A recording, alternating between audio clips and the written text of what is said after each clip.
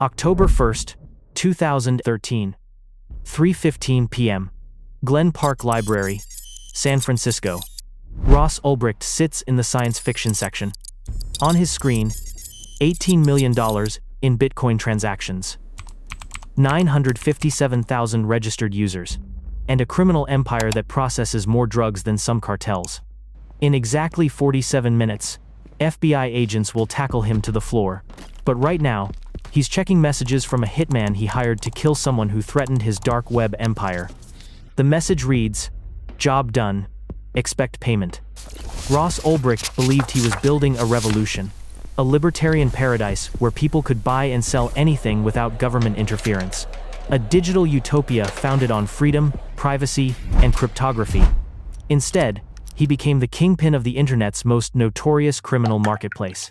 And the idealistic physics student from Austin, Texas, would become the cautionary tale that proves the oldest lesson in human history: absolute power corrupts absolutely. This is the story of how an Eagle Scout built a billion-dollar drug empire, and how one man's digital revolution ended in a life sentence without possibility of parole. The Idealist. Austin, Texas, 2002. Ross Ulbricht graduates from Westwood High School with perfect grades, letters of recommendation from every teacher, and a Boy Scout uniform decorated with merit badges. His senior quote reads, "Give a man a fish and you feed him for a day. Teach a man to fish and you feed him for a lifetime." Nobody suspects that 10 years later, this clean-cut kid will teach millions of people how to buy heroin online. His parents Kirk and Lynn raise him on libertarian philosophy and Austrian economics. Family dinner conversations revolve around personal freedom, minimal government, and the corrupting influence of centralized power. Young Ross absorbs these ideas like scripture. At Penn State, he studies physics and materials science, writing his thesis on growing photovoltaic cells. His professors remember him as brilliant but quiet, always asking questions about systems, patterns, and how things could be optimized. But by 2009, something shifts. The financial crisis convinces Ross that traditional economic systems are fundamentally broken. He discovers Ludwig von Mises, Murray Rothbard, and anarcho-capitalist philosophy.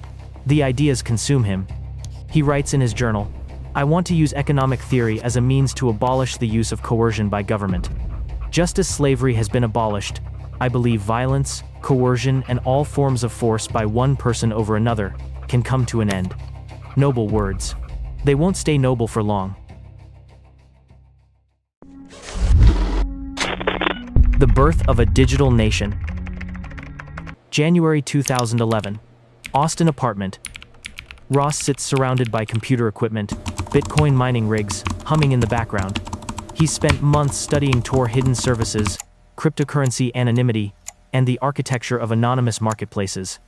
He discovers a simple truth that will change internet history. If you combine Tor's anonymity with Bitcoin's untraceable payments and Amazon's marketplace model, you can create something revolutionary or catastrophic, depending on your perspective. February 2011, the first version of Silk Road goes live. The name comes from the ancient trade route connecting East and West.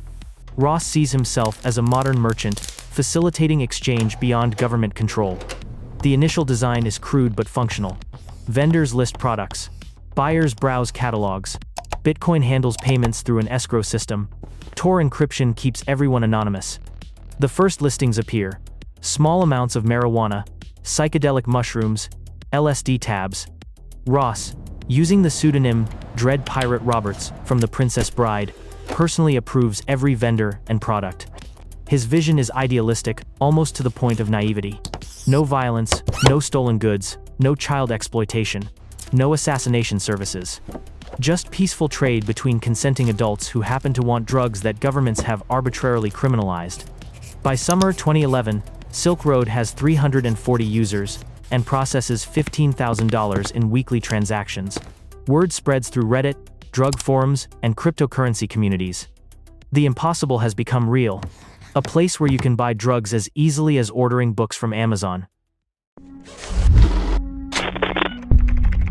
The empire expands. The growth is exponential and terrifying. Month 6, 10,000 users, $92,000 in weekly transactions. Month 12, 30,000 users, $500,000 weekly. Month 18, 70,000 users, $1.2 million every week. The Silk Road isn't just selling drugs anymore. It's revolutionizing drug distribution itself. No street corners, no dangerous meetings, no violence. Just websites, Bitcoin wallets, and postal services doing the distribution. But the platform's success creates unexpected problems. Vendors start competing viciously. Scammers infiltrate the marketplace. Users threaten to expose the site. Law enforcement begins investigating. Ross responds by building a more sophisticated operation. He hires administrators, forum moderators, and customer service representatives. He implements dispute resolution systems and vendor rating algorithms. He's not just running a drug market anymore.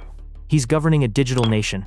His forum posts, as Dread Pirate Roberts, become philosophical manifestos. He writes about freedom, individual sovereignty, and the moral right to consume whatever substances you choose. Users worship him as a digital prophet, leading them toward libertarian paradise. But in private journals, Ross reveals growing paranoia. He writes, "Everyone is out to get me. Law enforcement, competitors, blackmailers. I can't trust anyone." The Idealist is transforming into something darker.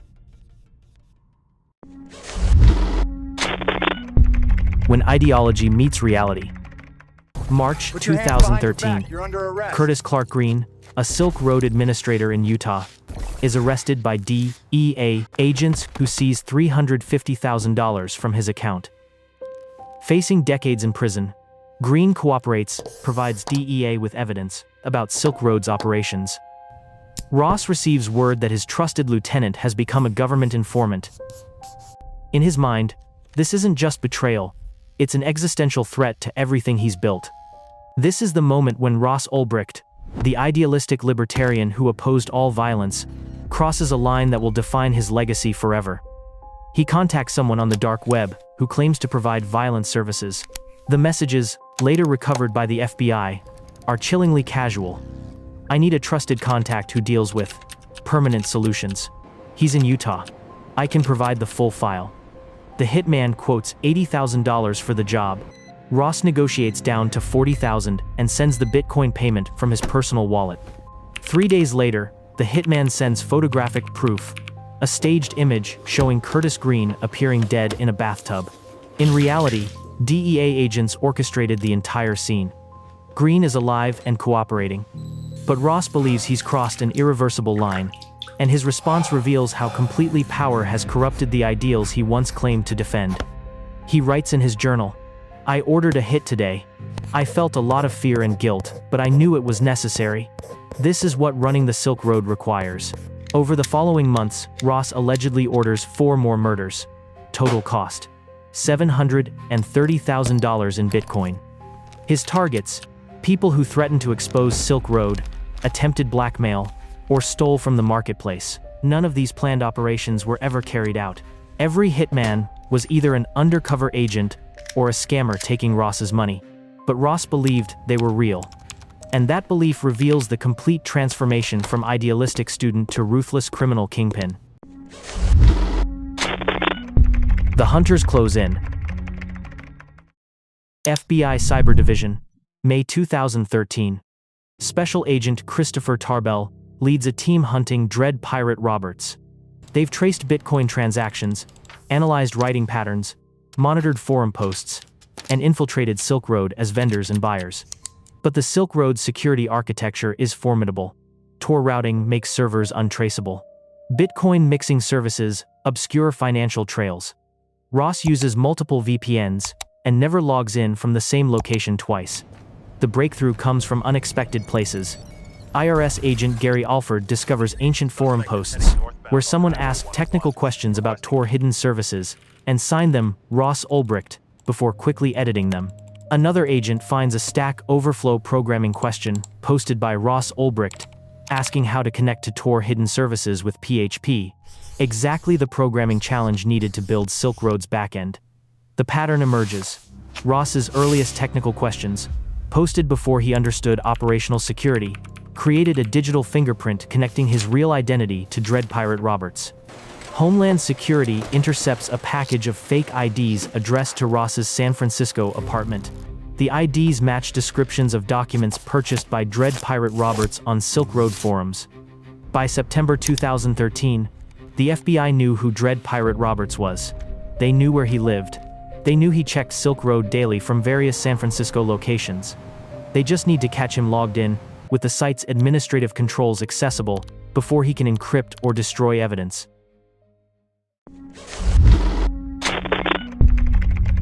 The Trap. October 1st, 2013. Glen Park Library. FBI surveillance teams have tracked Ross to his favorite operational security mistake. He always sits in the same section of this library, back to the wall, with a perfect view of the entrance. Agent Tarbell designs an elegant trap. They create a fake crisis on the Silk Road that requires immediate administrator attention. Something only Dread Pirate Roberts can fix. Something that will force Ross to log in with full administrative access. At 3:15 p.m., Ross's laptop opens to Silk Road's control panel. Transaction logs showing millions in drug sales. Admin communications revealing the entire operation, and private messages discussing the alleged murders for hire. Two plainclothes agents approach, pretending to be a couple having a loud argument. Ross glances up, momentarily distracted. That's when they strike. Agent Brophy grabs the laptop from Ross's hands before he can close it or encrypt the drive. Three other agents tackle him to the floor, while library patrons scatter in confusion. Ross struggles briefly, then stops. He knows it's over. "What is this about?" he asks, playing innocent. Agent Tarbell kneels beside him. "You're under arrest, Ross. Or should I call you Dread Pirate Roberts?" The look on Ross's face, shock, fear, and sudden understanding, confirms what they already know. The digital kingpin has fallen. The Evidence Mountain. October 1st, 2013. 3:47 p.m., FBI Field Office, San Francisco. Ross Ulbricht's laptop sits on a metal table in an evidence room, still powered on, still logged into Silk Road's administrative control panel. Around it, 27 federal agents from 6 different agencies crowd the room, staring at what amounts to the largest criminal evidence seizure in internet history. Special Agent Christopher Tarbell pulls on latex gloves and begins his first systematic examination of the treasure trove that will destroy Ross Ulbricht's defense before it even begins. The Financial Apocalypse. The numbers scroll across multiple screens like a fever dream of criminal accounting. Total Silk Road transactions, 1,229,465 over 945 days of operation. That's 1,300 illegal transactions every single day for nearly 3 years straight. The FBI's forensic accountants will spend the next 8 months tracing every single one. Gross revenue. $1.2 billion in Bitcoin at the time of transactions. With Bitcoin's later price increases, that same volume would be worth over $8 billion by 2021. The largest drug trafficking operation in American history, and it ran from a laptop in coffee shops and libraries. Ross's personal commission, $80 million extracted as the site's administrator. The money flows through 137 different Bitcoin wallets, each one carefully documented in encrypted spreadsheets Ross maintained with meticulous precision.